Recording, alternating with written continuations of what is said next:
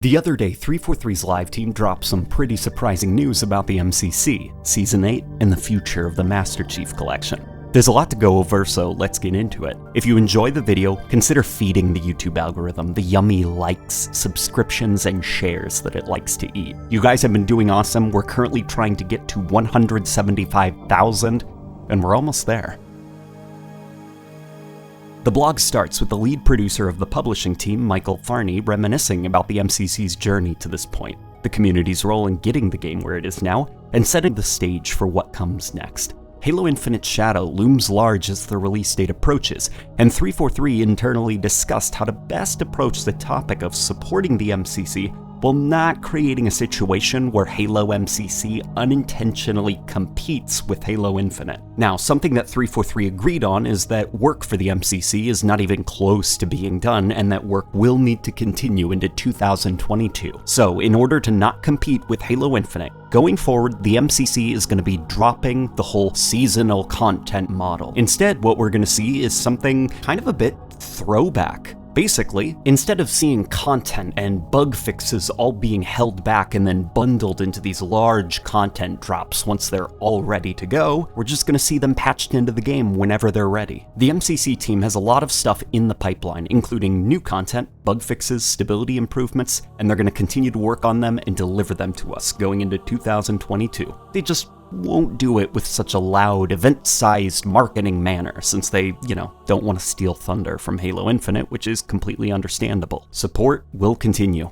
Legacy bugs and new bugs introduced will be fixed when and where they can, and some juicy content is on the way for the MCC. I've seen some people in the community misunderstanding and thinking that Season 8 of the MCC meant that support is dead. That's not the case at all. We're just shifting away from that big seasonal content drop model. As an example, they make the surprise announcement that Steam Workshop support is coming to the MCC. So, for those who don't know, the Steam Workshop is essentially an in-app mod sharing page that lets Steam users share and find mods with each other quicker. Games like Left 4 Dead 2, Black Ops 3, Killing Floor, and so on benefit from users being able to upload their mods to Steam Workshop, and seeing Halo join the ranks of these games is really wholesome. Alongside the future implementation of Steam Workshop support will be the rollout of mod tools for Halo 2, Halo 3, Halo Reach, and Halo 4.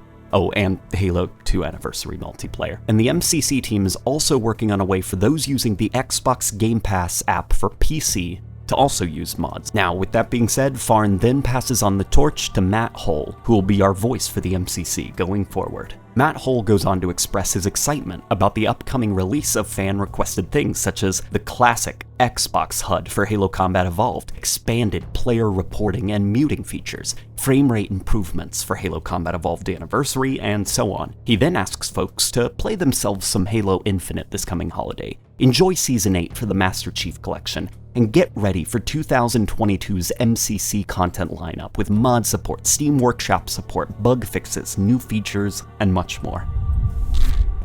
Before concluding this part of the blog, Matt quickly makes a bullet point list of everything currently in the works for MCC that's coming soon or coming next year. So, mod tools for Halo 2, Halo 3, Halo Reach, and Halo 4 are in various stages of development. Steam Workshop support is on the way. View model adjustment sliders are coming with Season 8. Steam account linking is coming with Season 8. PC file share coming with Season 8. Custom games browser support for Halo 1 and Halo 3 is coming with Season 8, as well as filtering options for that custom games browser. New armors and skins are coming to Halo 3 for Season 8. Colorblind support is being added to the MCC in Season 8, as well as expanded subtitle options are in various stages of development. For quality of life and bug fixes, here are just a few of them that we can see in the next update. Halo 4 is going to see some lighting fixes and adjustments. There's going to be improved stat tracking for Halo Reach Firefight.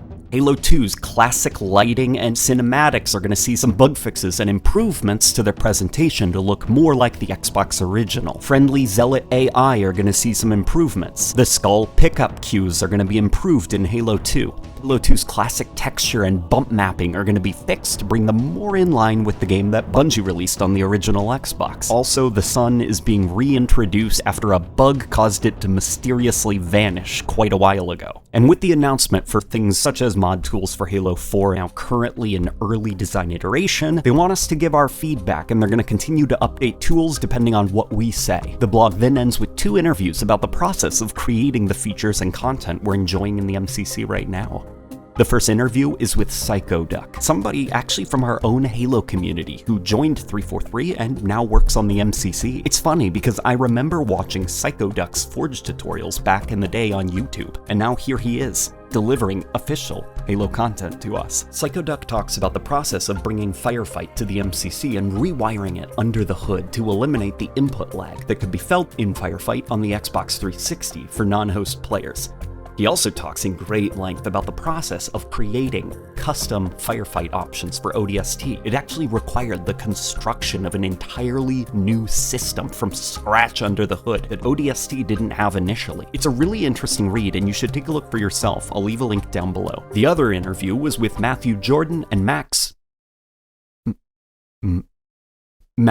who talked about the process of bringing Halo Online maps to Halo 3. So, Halo Online was a Russian free-to-play Halo game that was made using the Halo 3 game engine, but it had a sprint mechanic, so most Halo Online maps actually needed to be artificially elongated and enlarged. In testing these maps on Halo 3 with classic gameplay, they found the maps to be really overly large, these barren wastelands, so a lot of work went into the spawns, the sandbox placement, and the environments to make the maps flow a bit better in spite of their size. More content is currently being worked on for Halo 3 and other games in the MCC, and they'd love to hear our feedback. And yes, they've seen the requests for more Halo 2 content. It's an absolutely fascinating read, and a peek into the things that gamers tend not to think about when it comes to designing our favorite games. The blog then closes as postums. Our resident chicken and Halo dad encourages us to sign up for the Halo Insider program and look forward to the future of the MCC. The video is done now.